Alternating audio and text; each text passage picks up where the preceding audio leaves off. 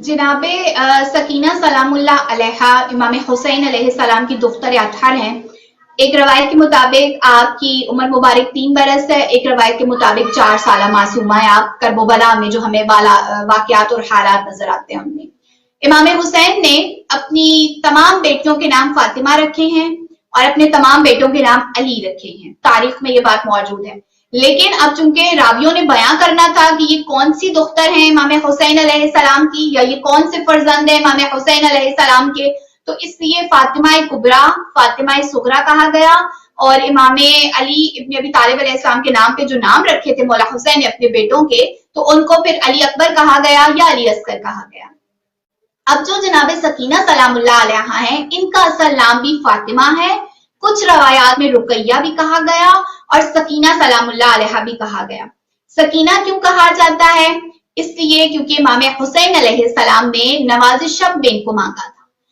मौला फरमाते हैं कि खुदा मुझे एक ऐसी बेटी अता कर कि जो मेरे कल्ब की तस्कीन का बायस हो और फिर मैं उसको छोड़कर तेरी खातिर जिहाद करूं, यानी मौला हुसैन अपनी कुर्बानी को पेश कर रहे हैं। करबला में जो इमाम हुसैन अलैहिस्सलाम का एक बहुत बड़ा इम्तिहान था, वो जनाब सकीना सलामुल्लाह अलैहा से दूर होना था। सबसे रुखसत ले चुके, लेकिन बीबी सकीना सलामुल्लाह अलैहा से रुखसत इतना सख्त है, मौला के लिए वो मरहला, मौला के लिए वो इतनी सख्त कुर्बानी है कि जिसके बारे में मक्तल में हमें ये मिलता है कि जब इमाम हुसैन अलैहिस्सलाम सबसे रुखसत हो चुके तो एक मर्तबा अपने राहवार पे सवार हुए और मौला हुसैन ये चाहते हैं कि वो आगे बढ़ें, लेकिन राहवार नहीं हिल रहा। तो एक मर्तबा इमाम हुसैन ने फरमाया, ऐ मेरे बावफा ज़ुलजना, मैं जानता हूं कि तुम 3 दिन के भूखे प्यासे हो, लेकिन बस ये हुसैन की आखिरी मंजिल है, मुझे मक्तल की जानिब भेजो। एक मर्तबा ज़ुलजना ने नीचे की जानिब निगाह की, अपनी गर्दन को झुकाया। मौला ने देखा तो क्या देखते हैं, जनाब सकीना सलामुल्लाह अलैहा ज़ुलजना के कदमों को पकड़े हुए, उनसे लिपटे हुए हैं। ये जो ज़ुलजना आती हैं, जो बरामदगियां होती हैं, इनमें जो राहवार को हाथ लगाना है, जो प्यार करना है, ये सुन्नत है जनाब सकीना सलामुल्लाह अलैहा। क्योंकि बीबी अपने बाबा के राहवार को पकड़े हुए थी और बीबी नहीं चाहती थी कि ज़ुलजना इमाम हुसैन को लेकर मक्तल की जानिब जाए। रावी बयान करता है कि इमाम हुसैन उतरे, जनाब सकीना को गले से लगाया और उनको प्यार किया और जनाब सकीना गिरिया फरमा रहे। इस मौके पे मक्तल मतहर में मौजूद इमाम हुसैन ने कुछ बैन पढ़े हैं। मौला फरमाते हैं, ए बाबा की जान सकीना, अभी ना रो, अभी ना रो कि अभी तुम्हारा बाप जिंदा है। क्या तुम नहीं जानती कि तुम्हारे आंसू तुम्हारे बाप को कितनी अजियत देते हैं? लेकिन हाँ, जब मैं शहीद कर दिया जाऊं तो सबसे ज्यादा तुम इस बात की हकदार हो कि हुसैन इब्ने अली पे गिरिया करो। और इसके बाद मौला खड़े हुए और जनाब ज़ैनब कुबरा से कुछ वसीयत फरमाई।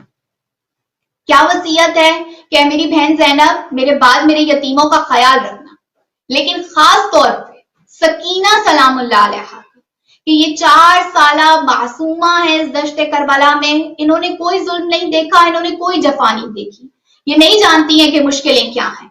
अगर कभी इनके आंसू गिरे तो फौरन उसको साफ करना, क्योंकि इनकी वालिदा तो मेरी जुदाई में परेशान होंगी, वो ये काम नहीं कर सकेंगी, तो ये आपने करना। और जनाब ज़ैनब कुबरा के हवाले किया जनाब सकीना को।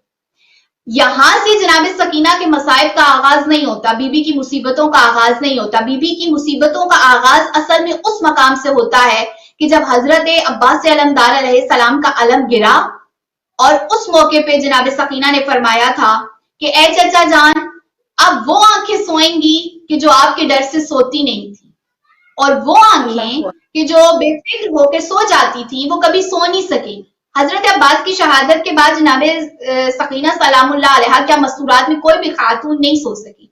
तो जनाब सकीना की जो मुश्किलें हैं, जो उनके मसाइब हैं, उनका आगाज उसी लम्हे से हो गया था।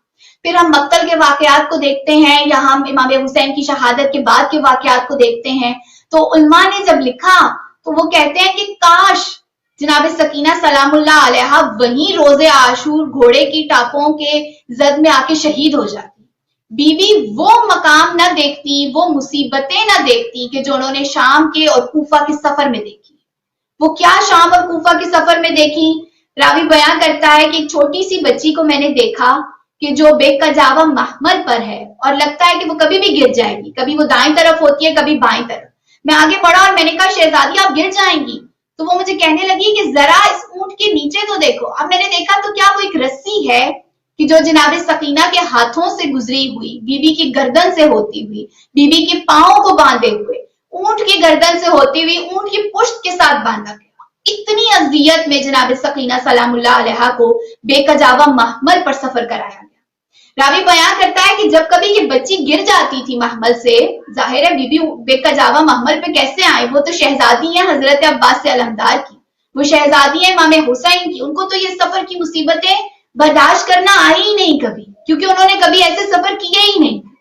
جناب سکینہ سلام اللہ علیہا اگر کبھی گر جاتی محمل سے تو مقتل میں ملتا ہے کہ بی بی کو گھوڑے کے ساتھ, اس کی سن کے ساتھ باندھ دیا جاتا تھا رسی سے, اور ان گھوڑوں کو اتنا تیز دوڑایا جاتا تھا کہ یوں لگتا تھا کہ جناب سکینہ سلام اللہ علیہا کی ابھی موت واقع ہو جائے گی.